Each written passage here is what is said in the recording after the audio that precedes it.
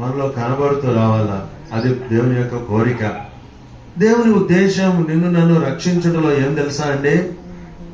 ఏం ఆయన ఉద్దేశము? రోమాపత్రిక 8వ అధ్యాయం 29వ వచనం చివరి భాగంలో, రోమా 8:29, తన కుమారునితో సారూప్యం గలవారమగుటకు. కనుక ముందుగా దేవుడు మనల్ని ఏర్పరచుకున్నాడు, నిర్ణయించాడు. ఎందుకోసం? తన కుమారునితో సారూప్యం, తన కుమారుని సారూప్యం. యేసుక్రీస్తు ప్రభువులో ఏ సారూప్యం, ఏ స్వరూపం అయితే ఉందో అదే స్వరూపం నీలో నాలో ఉండాలా. ఎప్పుడైతే అలా ఉంటుందో క్రీస్తు వలే అనేటువంటి మాటకు అర్థం ఉంటుంది. ఇది దేవుని యొక్క కోరిక, దేవుని ఉద్దేశం ప్రతి విశ్వాసి ఎడల, ప్రతి దేవుని బిడ్డ ఎడల. కనుక ఇది ప్రభు మనకు జ్ఞాపకం చేస్తా ఉంటా ఉన్నాడు. ఆదాములో పోగొట్టుకున్నటువంటి దేవుని స్వరూపం కడపటి ఆదామైన యేసు ప్రభువులో దేవుడు మనకు అనుగ్రహించాడు. ఒకవేళ ఇంకా దేవుని సౌందర్యం నీలో లేదేమో పాపమును బట్టి, ఒకవేళ దేవుని యొక్క స్వరూపాన్ని కోల్పోయావేమో, యానివర్సరీ సందర్భంగా దేవుడు తిరిగి నిన్ను పిలుస్తా ఉన్నాడు. నీ హృదయం ప్రభుకు అర్పించు. పాపమును బట్టి, అతిక్రమము, అపరాధాన్ని బట్టి, ప్రభువా నేను నీ రూపాన్నే పోగొట్టుకున్నా, నాకు ఆ రూపం ఇచ్చిన కొరకే నువ్వు ఈ లోకానికి దిగి వచ్చినావు. దేవుని గురించి ఏం రాబడుతుంది? ప్రభువుని యేసుక్రీస్తుని గురించి ఏం రాబడుతుంది? ఫిలిప్పీ పత్రిక, అమ్మా సరే కూర్చోవాలి, మీరు వినాలి, మీరు మాట్లాడుకుంటే. ఫిలిప్పీ పత్రిక 2వ అధ్యాయం 6వ వచనంలో, ఆయన దేవుని చాలు ఏం స్వరూపం అయింది? ఆ స్వరూపం మనలో కూడా ఉండాలా. అది దేవుని యొక్క ఆశ. కనుక అలాంటి వారిగా మనం ఉండాల. పాపము మనల్ని ఏం చేస్తుంది? వికారంగా చేస్తుంది, అందవిహీనులుగా చేస్తుంది, సౌందర్యాన్ని కలిగిస్తుంది. అయితే యేసు ప్రభు 10,000లో అతి కాంక్షణీయుడు, 10,000లో గుర్తింపదగిన వాడు, ధవలవర్ణుడు, రత్నవర్ణుడు. ఆయన తిరిగి ఆ సౌందర్యాన్ని, ఆత్మీయమైన సౌందర్యం, ఆత్మీయమైనటువంటి సొగసును ఆయన అనుగ్రహించేవాడు. కనుక ఎవరైనా ఇంకా పాపంలో నిలిచి ఉంటే అట్లా కొనసాగొద్దండి. దేవుని ఇంటికి వచ్చి వెళ్ళిపోతూ యేసు ప్రభుని అంగీకరించకుండా, ఆయన స్వరూపంలోనికి రాకుండా, ఒకవేళ ఇంకా అలాగనే జీవిస్తూ ఉంటే ప్రభు నిన్ను దర్శిస్తూ అంటూ ఉన్నాడు. కనుక నిన్ను అడుగుతూ ఉన్నాడు, నీ హృదయాన్ని ఆయనకి ఇవ్వు, పాపముల గురించి పశ్చాత్తాపపడు, ఆయన వైపు మళ్ళుకో. ఆయన నీకు నిత్యజీవం ఇస్తాడు. ఆయన నీకు ఆత్మీయమైన సౌందర్యాన్ని నీకు కలుగజేస్తాడు. ఇది మొదటి తలంపు ప్రభు జ్ఞాపకం చేస్తా ఉన్నాడు. గనుక ఈ క్రీస్తు వలె మనము ఉండాల, క్రీస్తు స్వరూపం ధరించుకోవాలనేది ఆశ. గలతీలో ఉండేటువంటి విశ్వాసుల కొరకై పౌలు బహు భారంగా ప్రార్థన చేస్తా ఉన్నాడు. గలతీ పత్రిక 4వ అధ్యాయం 19వ వచనంలో మాట ఉన్నాయి, క్రీస్తు స్వరూపము మీ అందేర్పడు వరకు ఏం కలుగుతాందంట? ఊరికే ప్రసవ వేదన అన్నాడు. ఏమన్నాడు? మరలా ప్రసవ వేదన అనగా మీ విషయమై నాకు మరలా ప్రసవ వేదన కలుగుచున్నది అని తాను అంటూ ఉన్నాడు. అంటే దాని అర్థం ఏంటండి? మరలా ప్రసవ వేదన అంటే ఒకసారి ప్రసవ వేదన అయింది, మళ్ళా రెండవసారి. ఒక బిడ్డను ప్రభు చెంతకు తీసుకుని వచ్చిన కొరకై పౌలు ఒకసారి ఏం చేశాడు? ప్రసవ వేదన పడి బిడ్డను ప్రభు కొరకై కన్నాడు. ఈ మాటలు పౌలు పత్రికలు రాస్తాడు కదా, నా బంధకములలో నేను కనిన నా కుమారుడగు వనేసి. నేను కన్నా. ఎట్లా కన్నాడు? ఒక తల్లి బిడ్డను కన్నాలంటే ప్రసవ వేదన ఎవరికి తెలీదు, చెప్పచ్చు ఇట్లా. ప్రసవ వేదన తల్లికి మాత్రమే తెలుసు. కనుక పౌలు అంటా ఉన్నాడు, నేను ఆత్మీయంగా మిమ్మల్ని కనేదానికి, ప్రభు చెంతకు తీసుకుని వచ్చేదానికి, నూతన జన్మానుభవం ప్రభు మీకు ఇచ్చేదానికి మీ విషయమే నేనేం పడ్డా? ప్రసవ వేదన పడ్డా. ఇప్పుడు అంటా ఉన్నాడు, క్రీస్తు స్వరూపం మీ యందు ఏర్పడే వరకు మరలా నాకు 2 సార్లు, ఒక బిడ్డకు 2 సార్లు తల్లి ఏం కాదు, ప్రసవ వేదన పడదు. ఆత్మీయంగా రక్షించబడేదానికి ప్రసవ వేదన, క్రీస్తు స్వరూపము వచ్చేదానికి ప్రసవ వేదన. కనుక అంటే దీని అర్థం ఏంటంటే ఎంత దేవుని యొక్క ఉద్దేశం మనలో, ఆయన స్వరూపము, ఆయన వలే మనం ఉండాలా అన్నటువంటిది దేవుని వాక్యంలో రాయబడుతూ ఉంటున్నది. కనుక ప్రియ సహోదరుడా, ప్రియ సహోదరి, ఈ యొక్క దేవుని స్వరూపము, దేవుని యొక్క సౌందర్యం మనం కలిగి ముందుకు సాగాలని ప్రభు కోరుతున్నాడు. ఏం చేయాలా? క్రీస్తు వలే నేను ఉండాలంటే ఏం చేయాలంటే బైబిల్లో చాలా ఉన్నాయి. ప్రభు నా హృదయం మీద ఉంచిన కొన్ని తలంపులు నేను ఇదే ఎఫ్ఎస్సి పత్రికలో నుంచి మీకు జ్ఞాపకం చేసి నేను ముగిస్తాను. మొట్టమొదటిది ఏం చేయాలా క్రీస్తు వలే ఉండాలంటే? ఎఫ్ఎస్సి పత్రిక 4వ అధ్యాయం 24వ వచనం. నీతియు యథార్థమైన భక్తి గలవారై దేవుని పోలికగా సృష్టింపబడిన ఏం చేయాలంట? నవీన స్వభావమును ధరించుకొనవలెను. ఇది మొట్టమొదటి. ఏంది నవీన స్వభావం? నవీన స్వభావం అంటే ఏంది? అక్కడే ఉంది, దాని ముందరే. నవీన స్వభావంకు ముందర ఏముందండి? దేవుని పోలికగా సృష్టింపబడిన నవీన స్వభావం.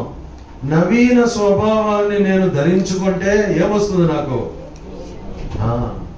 దేవుని పోలిక వస్తుంది. అంటే నేను నవీన స్వభావాన్ని ధరించుకుంటే ఇతరులు నన్ను చూస్తే ఏమంటారు?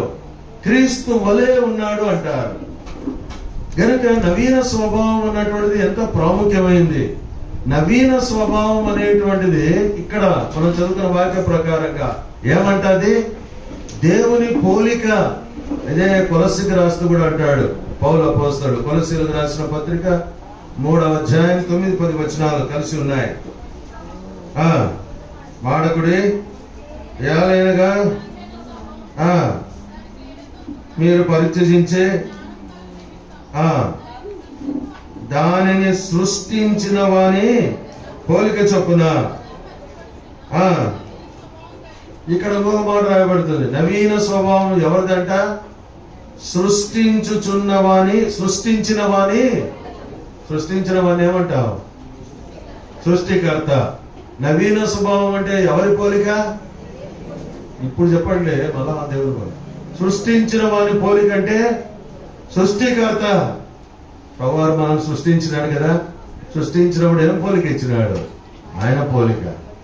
మన స్వరూపమందు మన పోలిక చొప్పున నరులను చేయుదాం. ఆయన పోలిక ఇచ్చినాడు కనుక ఇప్పుడు ఆయన పోలికలోనికి నేను రావాలంటే, ఆయన స్వరూపంలోనికి నేను రావాలంటే అవసరమైంది ఏంది? నవీన స్వభావం, నూతన స్వభావం. నా జీవితంలో నూతన స్వభావము, నూతనమైనటువంటి దాన్ని నేను ధరించుకోవాలా. ఇక్కడ చూడండి, ఇప్పుడు మనం చదివిన 2 భాగాల్లో ఒక మాట ఉంది. నవీన స్వభావం. ఎఫెసీ 4:24 నవీన స్వభావం అని చెప్పి ఫుట్ నోట్ లో 4 కింద ఏముందండి? నవీన పురుషుడు. నవీన పురుషుడు. పాత స్వభావం, ప్రాచీన స్వభావం అని కూడా ఉంది అక్కడ 22వ వచనంలో. క్రింద ఏముంది? 3వ వచనంలో ప్రాచీన పురుషుడు. ఇక్కడ చూడండి, ప్రాచీన స్వభావం వదులుకోవాలా, నవీన స్వభావం ధరించుకోవాలా. దానికి ఇంకో విధానంలో ప్రాచీన పురుషుని వదులుకోవాలా, నవీన పురుషుని ధరించుకోవాలి. ఇప్పుడు మీరు చెప్పండి, ప్రాచీన పురుషుడు ఎవరు? చెప్పండి. శత్రువైన సాతానుడు, అపవాది వాడే కదండి ప్రాచీన స్వభావం. కనుక అపవిత్రత, ఆ విషయాలన్నీ కూడా అక్కడ ఎన్నో మాటలు ఉంటున్నాయి. కనుక ప్రాచీన స్వభావాన్ని వదులుకొని, అనగా ప్రాచీన పురుషుని వదులుకొని, అపవాదిని విడిచిపెట్టి వదులుకొని విసర్జించి ఎవరిని ధరించుకోవాలా? నవీన పురుషుడు. ఎవరు నవీన పురుషుడు? యేసు ప్రభువారు. గనుక దేవుని పోలికగా సృష్టించబడినటువంటి నవీన స్వభావం అనగా క్రీస్తు స్వరూపం. ఇప్పుడు నేను ఏం చేయాలి? ఎవరిని ధరించుకోవాలా? క్రీస్తుని ధరించుకోవాలా. పౌలు ఈ మాటలు రోమాకు అంటా వచ్చినాడు. చదవండి, రోమీయులకు రాసిన పత్రిక 13వ అధ్యాయం 14వ వచనం. రోమా 13:14. చాలు. మెట్టుకు మీరు ప్రభు అయిన యేసుక్రీస్తును కనుక ఎవరిని ధరించుకోవాలా? ఎట్లా ధరించుకోవాలా? ఎట్లా ధరించుకోవాలండి? యేసు ప్రభువుని ఎట్లా ధరించుకోవాలా? యేసు ప్రభువును ధరించుకున్నట్టు అంటే గలతీ పత్రిక 3వ ఆయన ఏమన్నా ఒక చొక్కానా, ఒక వస్త్రమా ఆయన ధరించుకునే దానికి ఏమని రాయబడి అద్భుతంగా 3వ అధ్యాయం గలతీ 27వ వచనం. క్రీస్తులోనికి బాప్తిసం పొందిన మీరందరూ చాలు క్రీస్తును ధరించుకొని ఉన్నారు. ఇప్పుడు మీరు చెప్పండి, ఎట్లా ధరించుకుంటాం క్రీస్తును? బాప్తిసం అని ఉందా? అక్కడ ఒక అద్భుతమైన మాట ఉంది, బాగా చదవాలి బైబిల్. ఇప్పుడు క్రీస్తులోనికి ఎన్ని బాప్తిస్మాలు ఉన్నాయి? మళ్ళీ ఇది వేరే సబ్జెక్ట్ లోకి వెళ్ళిపోతాం. అయినా ఇది అవసరం కాబట్టి చెప్పుకుందాం. ఎన్ని బాప్తిస్మాలు? గప్చు అయిపోతారే. బాప్తిజం తీసుకుంటారా లేదా మీరు? ఒకటేనండి?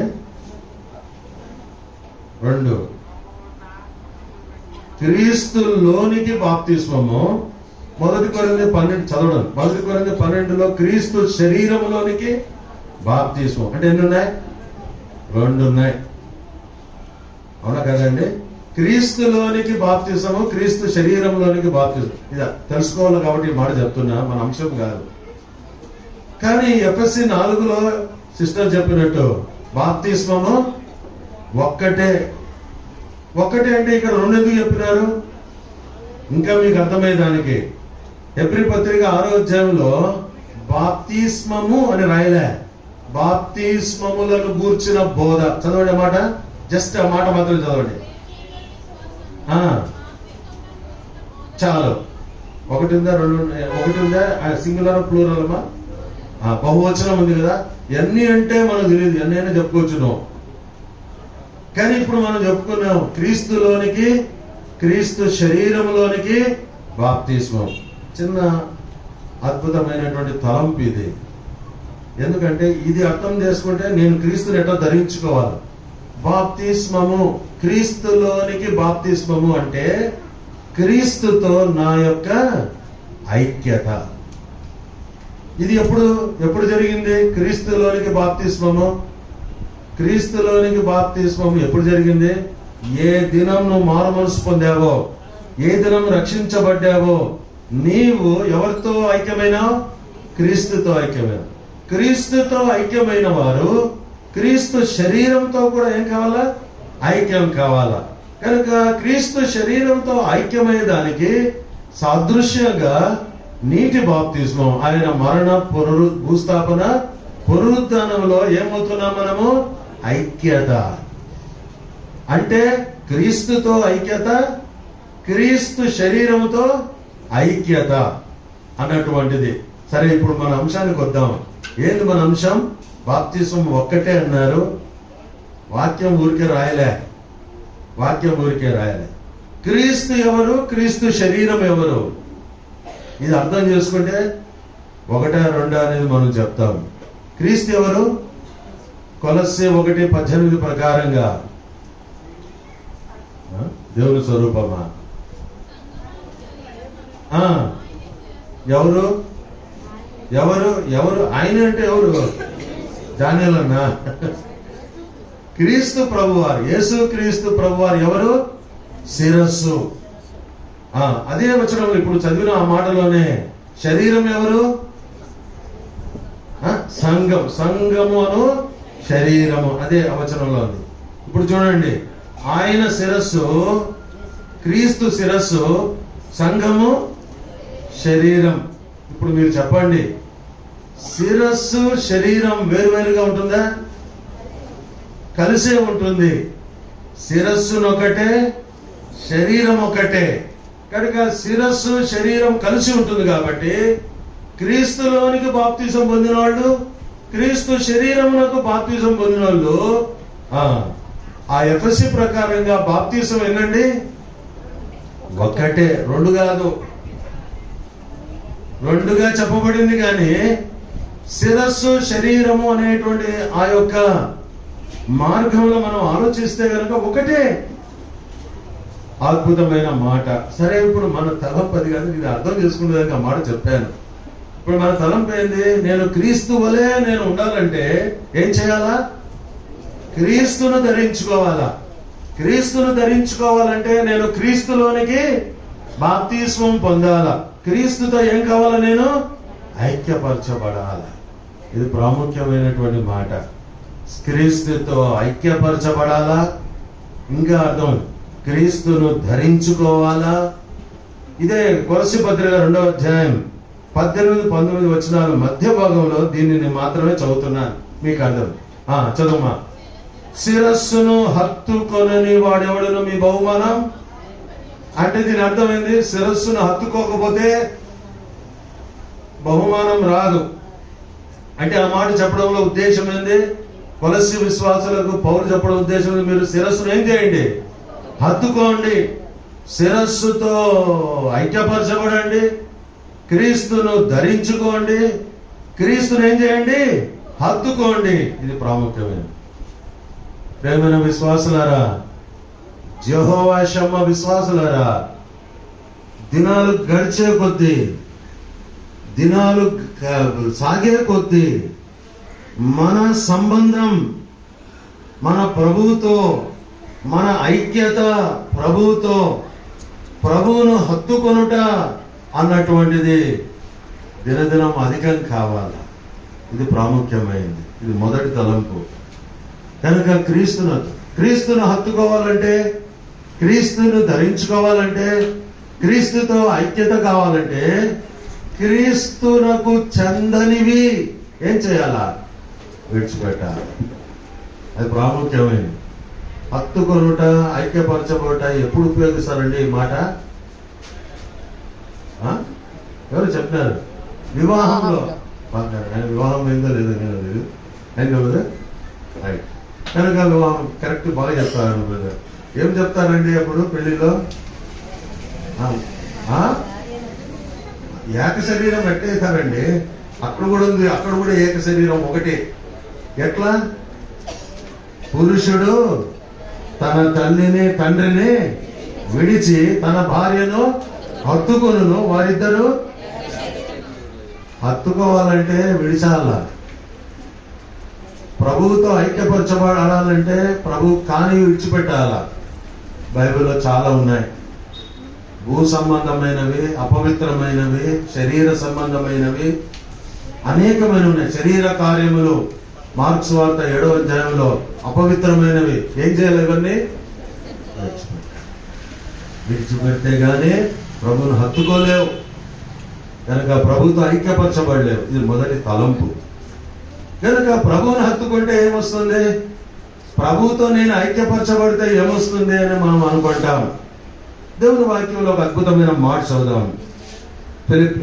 ఎఫెసీయులకు రాసిన పత్రిక 1వ అధ్యాయం 23వ వచనం లేక 22-23 ఉంచి, ఎవరు శిరస్సు? క్రీస్తు. తర్వాత 23, ఆయా సంఘమైన శరీరము. చాలు. కనుక ఇప్పుడు ఎంతగా నేను క్రీస్తుతో శిరస్సుతో నేను ఐక్యపరచబడతానో ఏం పొందుతా బెనిఫిట్? నేను ఏమని 23వ వచనంలో ఉంది, చూసే చదవండి. సమస్తమును నింపుచున్నవాని ఏం చేస్తాడు? శిరస్సు ఏం చేస్తాడు? క్రీస్తు ప్రభువారు ఏం చేస్తాడు? నన్ను నింపుతాడు. దేనితో నింపుతాడంటే ఆయన సంపూర్ణతతో నింపుతాడు. ఇది ప్రాముఖ్యమైనటువంటి మాట. ఈ సంపూర్ణత ఎక్కడుంది? ఆయన శరీరంలో ఉంది. అదే కొలస్సీ 2:9 దేవత్వం యొక్క సర్వ పరిపూర్ణత శరీరాకారముగా క్రీస్తునందు నివసించుచున్నది. కనుక ఆయన నింపుతా ఉన్నాడు కాబట్టి పరిపూర్ణత ఉంది. ఇది అద్భుతమైనటువంటి మాట. ఆ శిరస్సును గురించి ఇంకొక తలంపు నేను మీకు జ్ఞాపకం చేస్తాను. ఆయనతో ఐక్యపరచబడితే బహుమానం, ఆయనతో ఐక్యపరచబడితే సంపూర్ణత. పరమగీతం 5వ అధ్యాయం 11వ వచనం. పరమగీతం 5వ అధ్యాయం 11వ వచనం. చాలు. అతని శిరస్సు ప్రియుని గురించి చెప్పబడుతుంది. ఎవరు ప్రియుడు? ప్రభువైన యేసుక్రీస్తు వారు ప్రియుడు. ఏంటంట ఆయన యొక్క శిరస్సు అపరంజి అంటే బియ్యం బస్తాలా? గోల్డ్, మామూలు గోల్డ్ కాదు, ఫైన్ గోల్డ్. అనగా ప్రభు యొక్క శిరస్సు మేలిమి బంగారం వంటిది. బైబిల్లో బంగారం దేనికి గుర్తు? దైవత్వానికి గుర్తు. 2 రకాలైన బంగారాలు చెప్తా. బంగారము సాధారణంగా ఉపయోగించినప్పుడు దేనికి గుర్తుంది అంటే దేవుని స్వభావానికి గుర్తు, దైవత్వానికి గుర్తు. ఇంకొక బంగారం ఉంది బైబిల్లో. ఏం బంగారము? పుటము వేయబడిన బంగారం పేతురు పత్రికలో. అది దేనికి గుర్తు? విశ్వాసానికి గుర్తు. కనుక పుటము వేయబడిన బంగారం విశ్వాసానికి గుర్తు, మేలిమి బంగారము దైవత్వానికి గుర్తు. ఇప్పుడు చూడండి, కనుక ఆ శిరస్సుతో మనము శిరస్సును ధరించుకుంటే, శిరస్సులోనికి బాప్తిసం పొందితే, శిరస్సుతో ఐక్యపరచబడితే ఆయనలో ఏముంది? శిరస్సులో దైవత్వం ఉంది. ఆ దైవ స్వభావము మనలోనికి వస్తుంది. ఈ దినాన మన స్వభావము మారలే. మన స్వభావం మారలే. కూషు దేశస్థుడు తన చర్మము మార్చుకొనగలడా? చిరుతపులి తన మచ్చలను అదైనా వల్ల పడుతుంది. కానీ మీరు మీ స్వభావం కీడు చేయటకు అలవాటు పడిన మీరు మేలు చేయటం వల్ల పడదు. ఇది మన స్వభావం. 5 సంవత్సరాలు, 10 సంవత్సరాలు, 40 సంవత్సరాలు చెప్పుకుంటా ఉన్నాం కానీ hour nature is not change. మన స్వభావం మారలే, మన జీవితము మారలే. ఇంకే ఎట్లాగండి? ఎట్లా క్రీస్తు వలె కనబడతాం? వేరే స్వరూపాలు వస్తాయి, వేరే విధాలైనటువంటి మాటలు వస్తాయి, వేరే స్వభావం వస్తుంది. ఎందుకనగా ప్రభు అంటాడు, నేను రాతి గుండెని వారిలో నుంచి తీసివేసి నూతన స్వభావమును, నూతన హృదయమును మీకు ఇచ్చేదను, నూతన స్వభావమును కలగజేసేదను. హెచ్కేలు 36:26 మాటలు మనం చూడగలుగుతాం. కనుక ఇది మొదటి తలంపు. ఏం తలంపు అండి? క్రీస్తు వలే ఉండాలంటే ఏం చేయాలా? క్రీస్తును ధరించుకోవాలి. క్రీస్తును ధరించుకోవాలంటే క్రీస్తుతో ఐక్యపరచబడాలి. ఐక్యపరచబడితే ఇన్ని మేళ్ళు. ఒక దినం బహుమానం ఇస్తాడు. సంపూర్ణులుగా ఆయన నిలవబడతాము. ఇదివరకు చెప్పుకున్నట్టుగా ఆయన స్వభావం కలిగి ముందుకు సాగు. ఇది మొదటి తలంపు. నవీన స్వభావం క్రీస్తును మనం ధరించుకోవాలని ప్రభు అంటూ ఉన్నాడు. 2వ తలంపు 5వ అధ్యాయం ఎఫెసీయులకు రాసిన పత్రిక 5వ అధ్యాయం 17వ వచనం. ఎఫెసీ 5:17. మీరు అవివేకులు కాక ఇది ఒకటి. అనగా 2వ తలంపు క్రీస్తు వలె నేను ఉండాలంటే ఐ నీడ్ అండర్స్టాండింగ్. నాకు గ్రహింపు అవసరం. ఏం గ్రహింపు? దేవుని చిత్తం ఏమిటో, ప్రభువు యొక్క చిత్తం ఏమిటో నేను గ్రహించుకోవాలి. ఇప్పుడు మీరు చెప్పండి, ప్రభువు యొక్క చిత్తం గ్రహించుకోకపోతే ఎవరిని నేను? అవివేకిని. I'm a fool. నీవు ప్రభు యొక్క చిత్తం, దేవుని చిత్తాన్ని నువ్వు గ్రహించుకోకపోతే, అనగా మనము అవివేకులతో, బుద్ధిహీనులతో సమానం. ఇది దేవుని వాక్యం చెప్తుంది. చాలా ఎంత ప్రాముఖ్యమైనటువంటి మాట.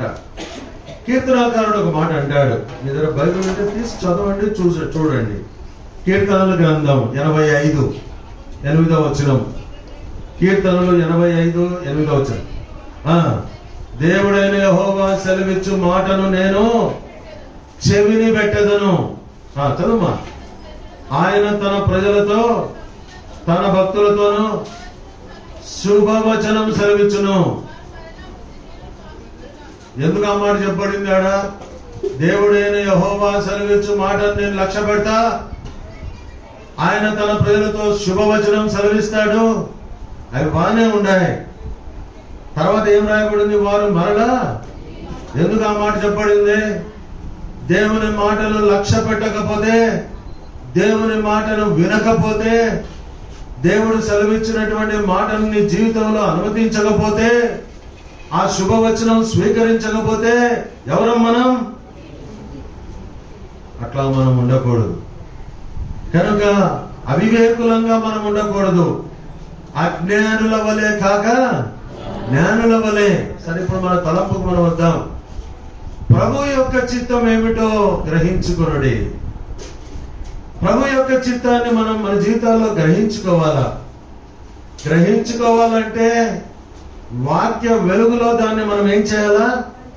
పరీక్షించాలా. చదవండి మాట. 12వ అధ్యాయం రోమాపత్రిక, త్వరగా 2వ వచనం. రోమాపత్రిక 12:2. అనుసరింపక ఉత్తమమును అనుకూలమును సంపూర్ణమునై ఉన్న చాలు. కనుక ఉత్తమము, సంపూర్ణము, అనుకూలమైనటువంటి దేవుని చిత్తం ఏదో పరీక్షించి తెలుసుకోవాలా. ఏం పరీక్షించాలా? దేవుని చిత్తాన్ని పరీక్షించాలా. ఎట్లా పరీక్షిస్తావు? దేవుని చిత్తాన్ని ఎట్లా పరీక్షిస్తావు నువ్వు? చెప్పండి. వాక్యం ద్వారా పరీక్షిస్తావు. దేవుని చిత్తాన్ని వాక్యం ద్వారా ఎందుకు పరీక్షిస్తావు?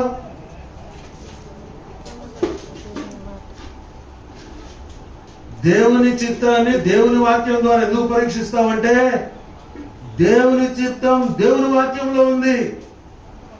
ఒకదాన్ని నేను తీసుకుని రెఫర్ చేయాలంటే దాంట్లో ఉంటే కదా సమాచారం. కాబట్టి ఇప్పుడు నేను దేవుని చిత్తాన్ని పరీక్షించాలా. కొన్నిసార్లు మనం మా ప్రభు నాతో మాట్లాడుతూ ఉన్నాడు అంటాం, పెద్ద భక్తుల్లాగా. ప్రభు నీతో మాట్లాడుతూ ఉన్నాడు అంటే ఊరికే ఫీలింగ్స్ తో, నీ గమనాలతో, నీ యొక్క ఆలోచనతో సరిపెట్టుకోవద్దు. దేవుడు నీతో మాట్లాడుతాడంటే ఆధారం అవసరం. ఏమవసరం? వాక్యం అవసరం. ఏంది మన ఆధారం? దేవుని వాక్యం. దేవుని వాక్యం ద్వారా దేవుడు నీతో మాట్లాడకపోతే అది కేవలం నీ ఆలోచనే. దేవుడు తన దాసుల ద్వారా తన స్వరం వినిపిస్తాడు, తన వాక్యం ద్వారా తన స్వరాన్ని వినిపిస్తాడు. అవన్నీ కూడా వాక్య ఆధారం మీద ఉన్నాయి. అందుకొరకే కీర్తనకారుడు మాట అంటాడు, మీకు అందరికీ తెలిసిన మాట, ఎవరు చూడకుండా చెప్పండి ఈ మాట. కీర్తనలు 48వ వచనం. నీ చిత్తము నెరవేర్చుట సంతోషము. అది ఇంపార్టెంట్. చిత్తం నెరవేర్చుట సంతోషం చాలా బాగుంది. కింద మాట చాలాసార్లు మనం లక్ష్య పెట్టాం. ఏముంది కింద మాట? నీ ధర్మశాస్త్రము నా ఆంతర్యంలో లేకపోతే నీ చిత్తం చేయలేను నేను. నీ చిత్తం చేయాలంటే నీ వాక్యం నాకు అవసరం. చాలా ప్రాముఖ్యమైనది. కనుక ప్రభు చిత్తం ఏదో పరీక్షించుకోవాలా, ప్రభు చిత్తం ఏదో గ్రహించుకోవాలా. అందుకొరకే అక్కడ మనం చదివిన వాక్య భాగంలో, మీరు ఈ లోక మర్యాదను మనం చేసేదే అది. మన ఉద్యోగ విషయాల్లో, మన పిల్లలకు పేర్లు పెట్టే విషయాల్లో, మన పిల్లల పెళ్లిళ్ళ విషయాల్లో ఏం మర్యాద? కేవలం లోక మర్యాదే. మళ్ళా పైకి ఏమంటాం? పెళ్లి కార్డులో after waiting many days, so many days, God has revealed his will అంట. ఎక్కడండి? మన జీవితంలో ఒక సాక్ష్యం ఉండాలి కదా. నువ్వు నిజంగా వేచి ఉంటే ఆ మాట రాయాలి, లేకపోతే రాయొద్దు. నేను పెళ్లి చేసుకుంటానని చెప్పు. కనుక దేవుని వాక్యాన్ని, దేవుని చిత్తాన్ని కాని స్థానంలో తీసుకొచ్చి ప్రభును అగౌరవపరచవద్దు. ప్రభు చిత్తం గ్రహించాలి. ప్రభు చిత్తం ఏంటో మనం తెలుసుకోవాలా. ప్రభు చిత్తం ఏంటో పరీక్షించాలా. ఎప్పుడన్నా అలవాట్లు ఉన్నాయి ఇవి? ప్రభు చిత్తాన్ని పరీక్షించినావా? ప్రభు చిత్తాన్ని తెలుసుకున్నావా? ప్రభు చిత్తం గ్రహించినావా? Did you know the will of God? Understand the will of God? నీ జీవితంలో ఏదైనా ఉన్నాయా? ప్రతి అంశంలో, కోణంలో విశ్వాసం. భక్సింగ్ గారి ద్వారా మనం నేర్చుకున్న అనేకమైన ఆత్మీయ పాఠాల్లో ఇదొక పాఠం. అనగా ఒకరు అడిగారంట భక్సింగ్ గారిని, క్రైస్తవుడు అయ్యేదానికి నీకున్న శ్లాఘ్యత, బ్లెస్సింగ్, ప్రివిలేజ్, గొప్పదైనటువంటి ధన్యత ఏంటంటే 3 మాటలు చెప్పాడు. ఏం చెప్పాడు? దేవుని చిత్తము తెలుసుకొనుట, 2 దేవుని చిత్తము చేయుట. 3, దేవుని చిత్తములో ఉండుట. చాలాసార్లు 2 చేస్తాం కానీ మూడోది చేయం. To know the will of God, to do the will of God, to be in the will of God. 2 మనం చెప్పుకుంటాం, 3వ దానికి రా. ఎందుకంటే తెలుసుకొని చేసినాక ఇంకేం దాంతో అవసరం లేనుకుంటాం. దాంట్లో నిలవబడి ఉండాలి మనం, అది అవసరమైంది. దీనికి మన ప్రభువారి చక్కటి మాదిరి ప్రభువారి జీవితాన్ని మనం చూస్తే, మీ సొంత సమయంలో యోహాను సువార్త చదవండి. ఇప్పుడు తీస్తాను. సొంత సమయంలో యోహాను సువార్త చదవండి. ఒక వర్డ్ రిపీట్ అయ్యింది. ఏం రిపీట్ అంటే, ప్రభు అంటాడు నా సమయం. పెళ్లిలో ఏమన్నాడు వాళ్ళ తల్లితో, నా సమయం ఇంకా రాలే అన్నాడు. శిష్యులు పర్ణశాల పండుగ జరుగుతా ఉంది, యెరూషలేము పోదామంటే ఏమన్నాడు, నా సమయం ఇంకా రాలే అన్నాడు. సమయం అంటావు. ఏంది సమయం? ఇది చాలా ప్రాముఖ్యం. ఏంది సమయం అంటే దేవుని తండ్రి చిత్తం. అందుకొరకే అన్నాడు కదా, మాట చదవండి. యోహాను సువార్త 6:38. ప్రభువైన యేసుక్రీస్తు వారి మాట 6 యోహాను సువార్త 6. నా ఇష్టం నెరవేర్చుకొనుటకు నేను రాలేదు, నన్ను పంపిన వాని చిత్తము నెరవేర్చుటకే. ఎందుకు వచ్చినాడు ఆయన? నన్ను పంపిన వాని చిత్తం నెరవేర్చుటకే. ఎందుకు పంపాడు ఆయన? ఎందుకు పంపాడు తన కుమారుని? తన చిత్తం నెరవేర్చుట కొరకే. కనుక మన జీవితాల్లో ఇది అవసరమైన మాట. కనుక ప్రభు మనం జ్ఞాపకం చేసే కొలది మన జీవితాల్లో ఏం చేస్తాం? ప్రభు చిత్తాన్ని చేస్తాం. ఇక్కడ ఇంకొక మాట మీకు జ్ఞాపకం చేస్తా. అనగా 7వ అధ్యాయం యోహాను సువార్తలో మీరు చదివితే, వాళ్ళు అడిగినప్పుడు నా సమయం ఇంకా రాలేదన్నాడు. నా సమయం ఇంకా రాలేదు. పండగ పోదాం పదండి యెరూషలేము కానీ శిష్యులు అంటే నా సమయం ఇంకా రాలేదు. శిష్యులు పోయినారు. ఎక్కడికి పోయినారు? యెరూషలేముకు పండగకు పోయినారు. పండగకు పోతే సగం పండగ అయిపోయింది. సగం పండగ అయిపోతే ఎవరున్నారా? యేసు ప్రభు వారు అక్కడ నుండి వాళ్ళతో మాట్లాడుతూ ఉన్నాడు. ముందు ఏమన్నాడు? సమయం ఇంకా రాలేదన్నాడు, పరిపూర్ణం కాలేదన్నాడు. ఇప్పుడు ఏమంటా ఉన్నాడు? ఇప్పుడు ఏం చేశాడు? దేవాలయంలో పోయాడు. నేను రాను, మీతో నా సమయం కాలేదు అంటే వాళ్ళకు ఒక మాట చెప్పినాడు, మళ్ళా పోయినాడు. ఏంటి దీని అర్థం? అంటే చిత్రము తండ్రి సమయం వచ్చింది, తండ్రి నువ్వు వెళ్ళు అంటే పోయినాడు, నువ్వు పోవద్దు అంటే పోలే. ఇది మన ఆత్మీయ జీవితంలో. అంటే దీని అర్థం ఏంటంటే, ఒక మాట చెప్పాలంటే, ప్రభు చెప్తే పోవడము, ప్రభు చెప్పకపోతే పోకుండా ఆగిపోవడం అనేటువంటిది ఏం జ్ఞాపకం చేస్తుంది? ఆయనతో మన ఐక్యతను జ్ఞాపకం చేస్తూ, ఇది మనల్ని ఏం చేస్తుందంటే ఆయన స్వరూపంలోని తీసుకొని వస్తుంది. దేవుని చిత్తము మనల్ని దైవ స్వరూపంలోని తీసుకొస్తుంది. ఇది ప్రాముఖ్యమైనది. కనుక దైవ చిత్తం మన జీవితాల్లో నెరవేర్చాలంటే ఏం చేయాలా? దేవుని స్వాధీనంలో ఉండాలా. దేవునితో ఐక్యపరచబడడం ఎంత అవసరమో దేవుని స్వాధీనం. ఇంకొక ఉదాహరణ బైబిల్లో నుంచి మీకు జ్ఞాపకం చేస్తా. పౌలు అపోస్తలులు, ప్రత్యేకంగా మనం చూస్తే కనుక పౌలు శీలలు వాడు సువార్త ప్రకటిస్తా ఉన్నారు. ఎక్కడ? ఆసియాలో. మీ సొంత సమయంలో అపోస్తల కార్యాలు 16వ అధ్యాయం కనుక మీరు చదవండి. వస్తే పరిశుద్ధాత్మ దేవుడు ఏం చెప్పాడు? ఆసియాలో వాక్యం ప్రకటించకూడదని పరిశుద్ధాత్మ దేవుడు చెప్పాడు. ఏం చెప్పాడండి?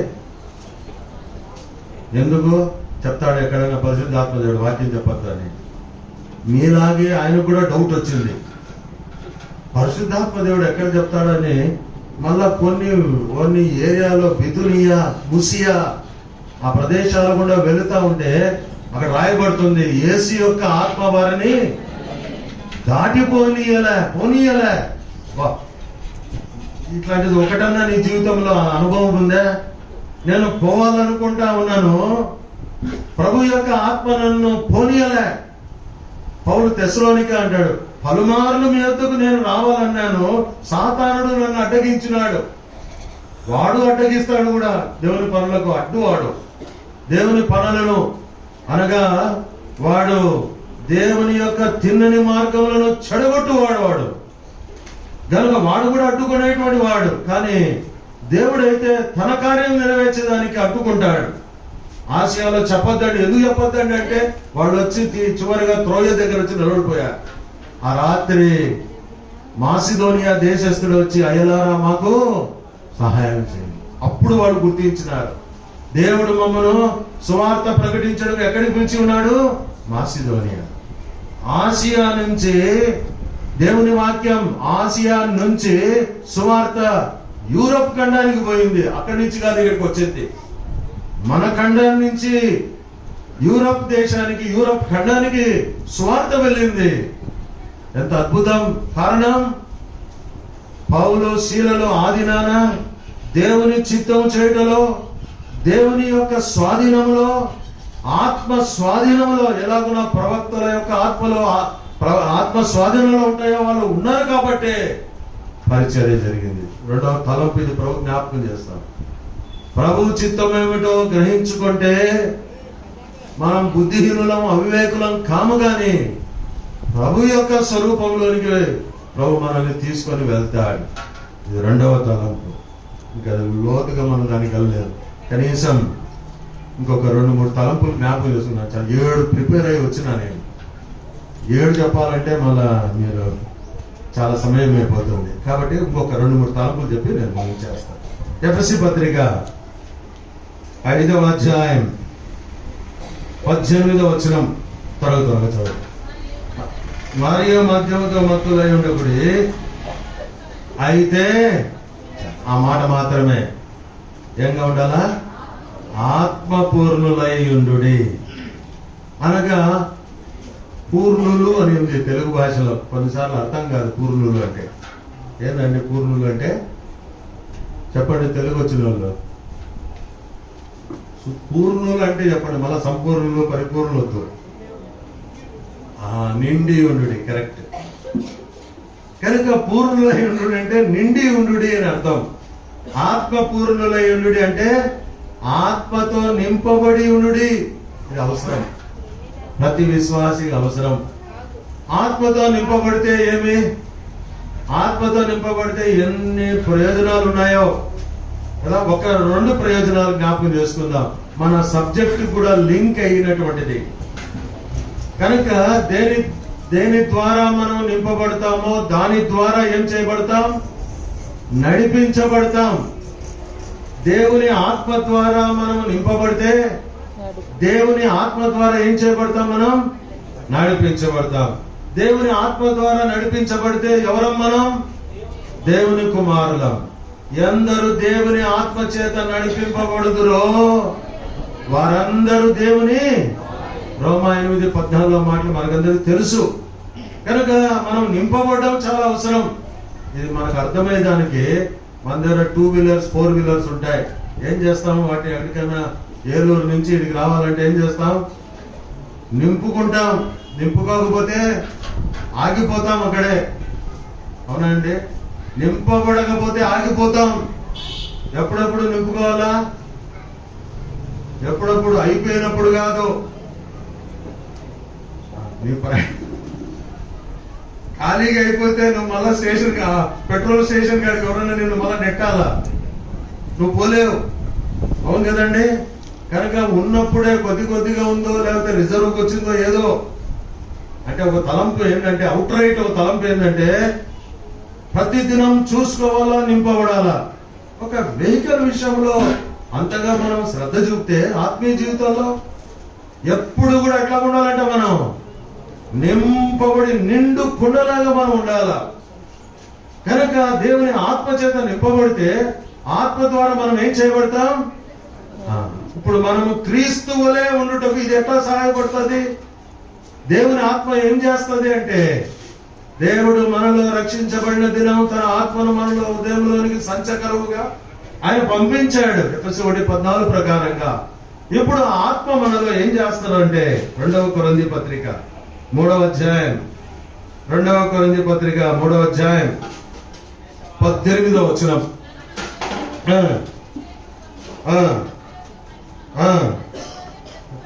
చేయొచ్చు. ఈ మాటలు గుర్తించండి. ప్రభువగు చదువు. ప్రభువగు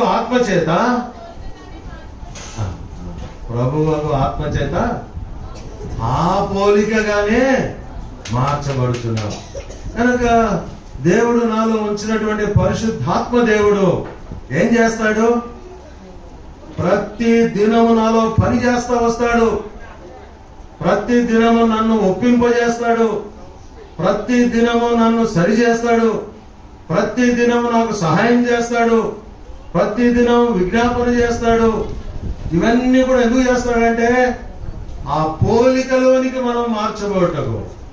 ప్రభువుకు ఆత్మచేత ఆ పోలికగానే క్రీస్తు వలె నేను ఉండాలంటే మూడవది దేవుని యొక్క ఆత్మపూర్ణులై ఇది అవసరం మన జీవితాల్లో.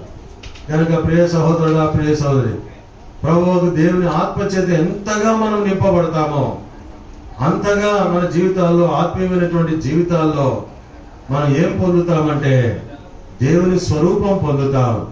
దేవుని యొక్క పోలికను మనం పొందేటువంటి వారంగా మనం ఉంటాం. కనుక ఇది ప్రభు మనకు జ్ఞాపకం చేసే మూడవ సత్యం. కనుక మనము ఆత్మతో నింపబడుతూ ప్రతి దినం కనుక అలా మనం నింపబడినప్పుడు ఆ పోలికలోనికి మనం తీసుకొని రావద్దు. ఎప్పుడు ఇది ఇంకొక తలంపు ఏంటంటే ప్రభువు మనల్ని అంగీకరించే విధానంలో ఆ ఆత్మ వశములో మనం ఉండాలా. కనుక ఆత్మ స్వాధీనంలో మనం ఉండాలా. ఇది ప్రభు మన జ్ఞాపకం చేస్తా ఉన్నాడు. ఇది మూడవ తలంపు. ఇంకొక 2 మాటలు జ్ఞాపకం చేసుకొని ముగించుకుందాం. ఎఫెసీ పత్రిక 6వ అధ్యాయం 18వ వచనం చదవండి.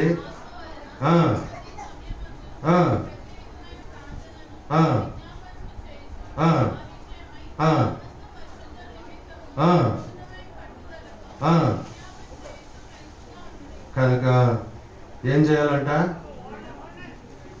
ప్రతి విధమైన ప్రార్థనలు.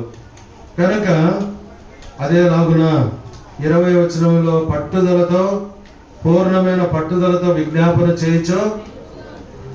ఏం చేయాలా? ప్రార్థన ఏం చేస్తుంది? మెలకు ఇస్తుందా? ప్రార్థన చేసే నిద్రపోతా ఉంటాం. ప్రార్థన ఏం చేస్తుందంటే ఇప్పుడు మన అంశం ఏంటండి? క్రీస్తు వలె. ప్రార్థన కూడా ఏం చేస్తుంది? క్రీస్తు వలె. అంటే ప్రార్థన మన రూపాన్ని కూడా ఏం చేస్తుంది? లూకాసు వార్త 9వ అధ్యాయం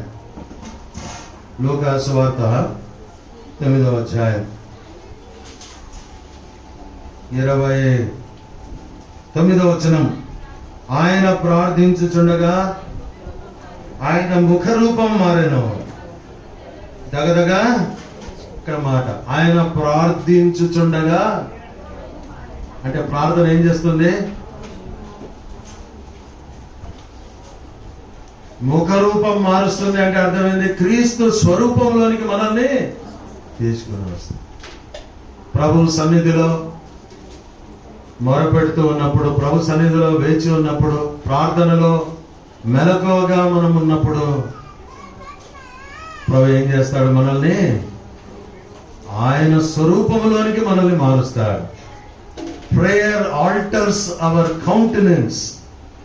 ప్రార్థన మన ముఖ రూపాన్ని, ముఖ వర్చస్సును అది మార్చేటువంటిదిగా ఉంది. అధికంగా ప్రార్థనలో నిన్న కూడా జ్ఞాపకం చేయబడతా వచ్చినాం. సంసన్ అన్న హౌస్ డెడికేషన్ లో ప్రార్థన అనేటువంటిది ఎంత అవసరమో అనగా మన జీవితాలకు చాలా అవసరమైనది. ఈ దినాల్లో the need of the church, సంఘం యొక్క అవసరత ఏంటంటే ప్రేయింగ్ పీపుల్, ప్రార్థించేటువంటి వారు. దేవునికి అవసరం ప్రార్థించేవారు. ప్రభు ఎదుగుతా ఉన్నాడు. ఎవరన్నా ఉన్నారా? కనుక మన జీవితాల్లో ప్రార్థించేటువంటి వారిగా మనం ఉండాలని ప్రభు మనల్ని కోరుతా ఉంటా ఉన్నాడు. ప్రభు వెదుగుతా ఉన్నాడు. ఒక మాట మనం చదువుదామండి దేవుని యొక్క వాక్యంలో. ఈ యెహెజ్కేలు గ్రంథం 22వ అధ్యాయం 30వ వచనం. యెహెజ్కేలు గ్రంథం 22:30. నేను దేశమును పాడు చేయకుండానట్లు నిలుచుటకును. ఎంత విచారం అండి, ఒక్కడైనా కనపడలే. దేశం నేను పాడు చేయకుండా దేశాన్ని స్వస్థపరచాలంటే, ప్రాకారాన్ని దిట్టపరచాలంటే, బద్దలైన సందుల్లో నిలిచేవాడు ఎవడైనా ఒకడైనా ఉన్నాడంటే నేను విచారించినను. కనీసం ఇప్పుడు ప్రభు విచారించి ఒక్కడన్నా ఇక్కడ ఉన్నారా? కనుక ప్రభు కోరుతూ ఉన్నాడు, వెతుకుతూ ఉన్నాడు, విచారిస్తూ ఉన్నాడు. కనుక మన ఆత్మీయ జీవితాలను ప్రభు వైపుకు ప్రార్థన కొరకే మన జీవితాల్ని అర్పించుకుందాం. అది నా అపోస్తలులు బల్లల యొద్ద పరిచర్య చేయటం మాని వాక్యము కొరకే, ప్రార్థన కొరకే మేము అప్పగించుకుందామని వాళ్ళు ఏం చేస్తా వచ్చినారు? తాము అప్పగించుకుంటా వచ్చినారు. అలాగున నువ్వు నేను ఉండాలని ప్రభు కోరుతా ఉన్నాడు. చూడండి, ఆ మాట చదువుదాం. అపోస్తల కార్యములు 6వ అధ్యాయం 4వ వచనం. అపోస్తల కార్యములు 6:4. ప్రార్థన ఎందును చూడండి, మిగతా పరిచర్ల కంటే శ్రేష్టమైనవి ఏంటి? ప్రార్థన, వాక్య. దీనికే మేము అప్పగించుకుంటాం. మిగతాది వేరే వాళ్ళు చూస్తారు. మన జీవితాల్లో ఇది అవసరమైనటువంటి ప్రభు మనకు బోధిస్తా ఉన్నాడు. ఇది 4వది. ప్రార్థన క్రీస్తు స్వరూపంలోనికి మనల్ని మారుస్తుంది. ఒక్క మాట చెప్పి ముగిస్తాను. ఎఫెసీ పత్రిక 6వ అధ్యాయం 7వ వచనం. మనుషులకు చేసినట్టు కాక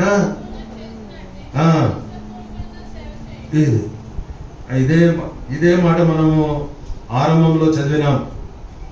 హృదయపూర్వకముగా అనగా దేవుని యెహోవా యందు భయభక్తులు కలిగి ఆయనను సేవించుట ఆవశ్యకం. ఫైనల్ గా దేవుడు సంఘానికి ఇచ్చేటువంటి వర్తమానం ఏంటంటే ఆయన సేవ చేయాలి. ఆయన సేవ చేయాలి. ఎంతగా ఆయన సేవ చేస్తామో, ఎంతగా సేవ చేయటం కొరకు ఆయన సన్నిధిలో నిలవబడతామో, ఆయన ముఖ వర్చస్సు, ఆయన యొక్క స్వరూపంలోనికి వస్తాం. మనకందరికీ తెలిసినటువంటి సత్యం. మోషే 40 రాత్రింపగళ్ళు యెహోవా సన్నిధిలో ఉన్నప్పుడు, తర్వాత కొండ దిగి వచ్చినప్పుడు మోషే ముఖము ప్రకాశించను. ఎందుకు? ప్రభు సన్నిధిలో ఉన్నాడు. ప్రభు దాసుడు, ప్రభు సేవకుడు, ఏర్పరచబడినటువంటి నాయకుడు. గనక ప్రభువును సేవించేటువంటి వారి మీద ప్రభు ముఖకాంతి ఎప్పుడు కూడా ప్రకాశిస్తూ ఉంటుంది. ఇదెంతో అద్భుతమైనటువంటి ఘట్టము, సంఘటన మన జీవితాల్లో మనం కలిగి ఉంటూ రావాలా. కనుక వాళ్ళు ఏం చేశారంటే మోషే ముఖమును చూడ, అప్పుడు మోషే ఏం చేసినాడు? ముసుగేసుకున్నాడు. మన ముఖమును చూసేదానికి నిజంగా ఆయన స్వరూపం మనలో కనబట్టాలే. కనుక క్రీస్తు వలె మనం లేము. కారణం ఏంటంటే ఆయన కోరిన పరిధిలో మనం ఏం చేయడంలే? సేవ చేయడంలే. ఎట్లా సేవ చేయాలంటే 2 మాటలు మీకు జ్ఞాపకం చేస్తా. పౌలు అపోస్తలుడు ఎట్లా సేవ చేసినాడు? అపోస్తల కార్యముల గ్రంథం 20వ అధ్యాయం. అపోస్తల కార్యముల గ్రంథం 20వ అధ్యాయం 19వ వచనం. యోధుల కుట్రల వలన సంభవించినను కన్నీళ్లు విడుచుచు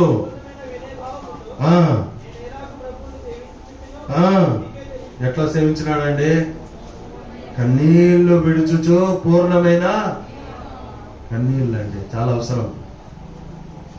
ఎవరో మన కొరకు ఏం చేశారు? కన్నీళ్లు కార్చారు కాబట్టి మనం ఇక్కడ ఉన్నాం. ఈ దినం నీలో నాలో ఆత్మల రక్షణ కొరకే కన్నీళ్లు లేకపోతే ఇంకొకళ్ళు ఇక్కడికి రాలేరు.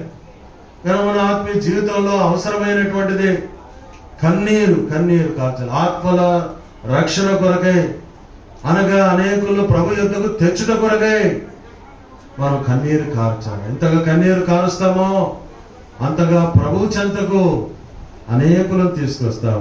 కన్నీళ్లు కార్చుచు నేను ఎలాగూ ప్రభువును సేవించుచుంటున్నాం. ప్రభు ఒక మాట అన్నాడు, యోహాను సువార్త 12వ అధ్యాయం 26వ వచనం.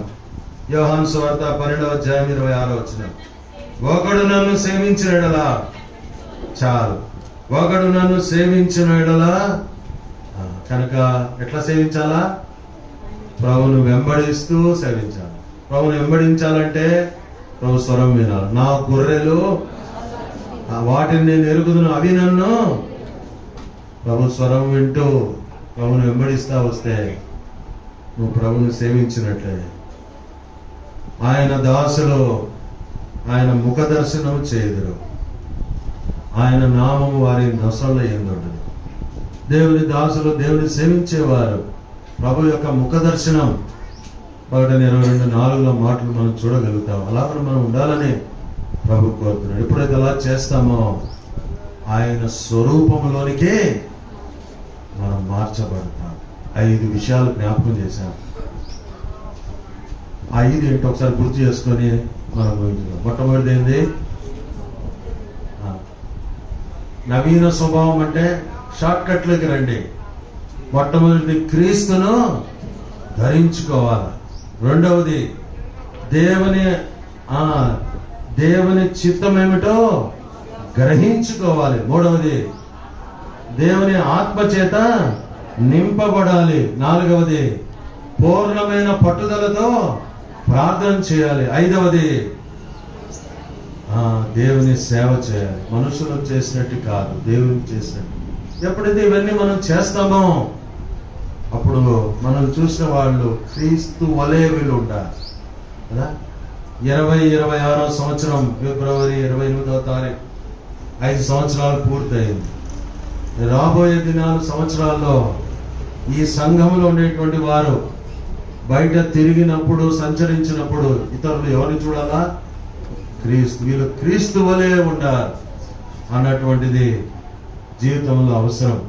అలాంటిదిగా ప్రభు ఈ సంఘాన్ని చేయునుగాక. ప్రభు అట్లాగా దేవుని బిడ్డలు కూడి వచ్చిన వారు కూడా క్రీస్తు వలె ఉండుటకు 5 విషయాలు ప్రభు మీకు ధరింపజేయునుగాక.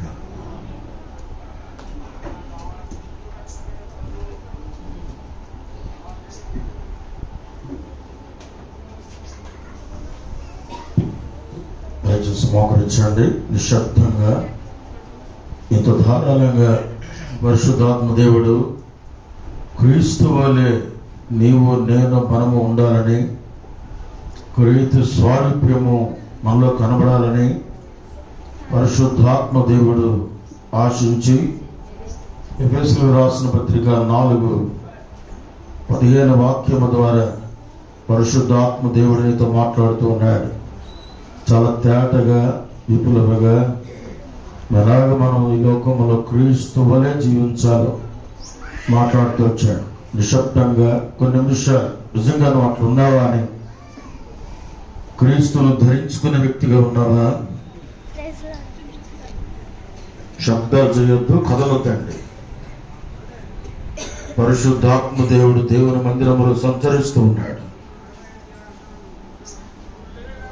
క్రీస్తును ధరించుకునడం అంటే మన జీవితంలో ఎన్నో విపులముగా దేవుడితో మాట్లాడుతూ వచ్చాడు. ప్రాచీన స్వభావాన్ని విడిచిపెట్టామా? పాత జీవితమును విడిచిపెట్టామా? విడిచిపెట్టలేని అతిక్రమము, పాపం ఇంకా ఉంది. ఒకసారి జ్ఞాపకం చేసుకోండి. ఎక్కడ విడిచిపెట్టలేకపోతున్నాం? ఏ అవిధేయత, ఏ పాపం, దేవునికి ఇష్టం లేనిది, అవన్నీ కలిగి ఉండటం వల్ల ప్రయోజనం లేదు. రెండవది దేవుని చిత్తము దావీదు ఎలా కనుగొన్నాడు? దేవుని చిత్తంలో ఎలాగా ఉన్నాడు?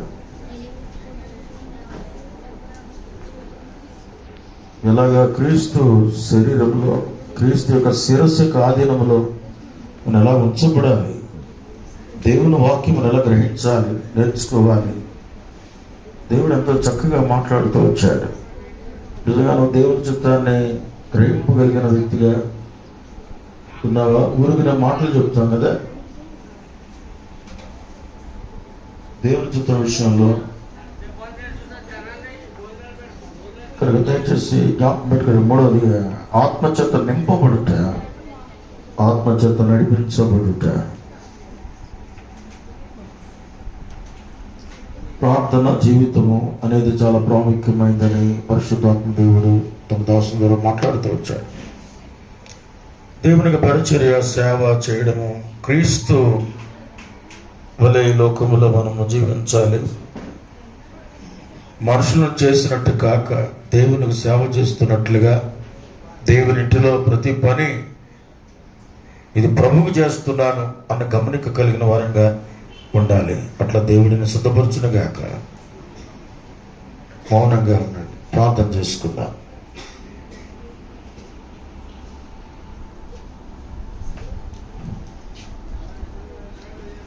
ప్రభుతో మాట్లాడండి, ప్రభువు సమర్పించుకోండి. ఒకవేళ పాత జీవితం, పాత బ్రతుకుంటే, ఆ ప్రాచీన స్వభావం ఉంటే వదిలిపెట్టి క్రీస్తును ధరించుకోవాలని, చూసిన వాళ్ళు క్రీస్తును చూడాలని అనిపించాలి.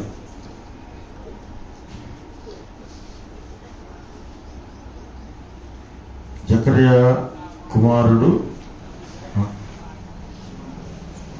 చిన్న మోజేస్ గారు ఎక్కడున్నారు? దయచేసి ప్రార్థన కొరకు రండి. బ్రదర్ చిన్న మోజేస్ గారు.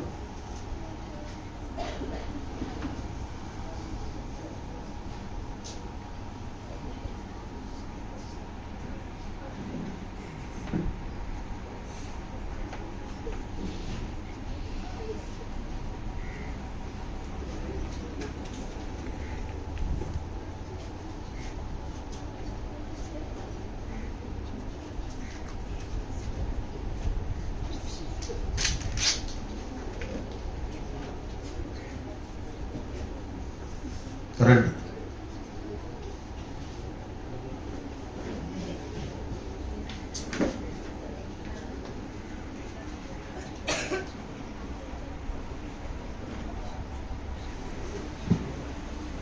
ప్రార్థన చేసుకుందాం.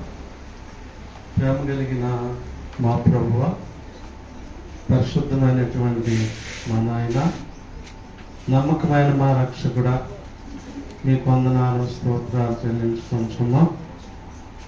ప్రియమైన ప్రభువ, మా ప్రియుడు మీ దాసుడు దానియేలు, అలాగే మరి కుటుంబం కొరకే మీకు వందనాలు. మీరు బ్రతికి ప్రేమించి రక్షించుకొని మరి మీ సేవకు సేవ చేయటానికి మీరు ఏర్పాటు చేసుకున్న మీ దయాంతటి కొరకే మీకు ఎన్నో వందనాలు, స్తోత్రాలు చేసుకుంటున్నాం. ప్రియమైన తండ్రి, మరి మీ దాసుని ద్వారా మాకు అనుగ్రహించబడినటువంటి మరి దైవ లేఖనం కొరకై వందనాలు, స్తోత్రాలు చేసుకుంటున్నాం. ప్రార్థన కలిగి మరి సంపూర్ణులుగా ఉండి మిమ్మల్ని పోలి నాయనా మేము మీ కృపలో మరి జీవించటానికి ప్రభా మా జీవితాలు సమర్పించుకొని మీ కొరకు జీవించే కృప అనుగ్రహించి నడిపించి మేము పొందండి. ప్రియమైన తండ్రి, మీ దాసుల్ని మీరు వాడుకుంటూ వచ్చిన విధానం కొరకై మీకెన్నో వందనాలు చేసుకుంటున్నాం. మరి మీ దాసులు వారి పరిచర్యలు దీవించి ఆశీర్వదించండి. మిగిలిన సమయాన్ని కూడా దీవెనకరంగా చేయండి. మీరే మహిమ పొందండి. దయగలిగిన ప్రభువా, మీ కృప కలిగిన హస్తములకు అప్పగించుకుంటూ వచ్చిన మీ బిడ్డలందరి కొరకై వందనాలు. నాయన యెహోవా షమ్మాలో ఉన్నటువంటి పరిశుద్ధుల కొరకై మీకెన్నో వందనాలు చేసుకుంటున్నాం. నాయన దయతో జ్ఞాపకం చేసుకోండి ప్రభువా, మీరే బలపరచండి. మీకు సాక్షులుగా మీ బిడ్డలు జీవించి మమ్మల్ని చూసేవారు మిమ్మల్ని చూసే రీతిగా మీ కృపలో కొనసాగే ధన్యత ఇవ్వండి, సహాయపడండి. వందనాలు, స్తోత్రాలు చేసుకుంటూ ఘనత, ప్రభావం, మహిమను మీకు ఆరోపించుకుంటూ మా ప్రభువును రక్షకుడైనటువంటి యేసు ప్రభు వారి పరిశుద్ధమైన ఉన్నతమైనటువంటి నామములో ప్రార్థించుకొని స్తుతించుకొని బ్రతిమాలుకొని వినయముగా అడిగి వేడుకొంచున్నాం మా తండ్రి. ఆమేన్. ప్రకటనలు వింటాము.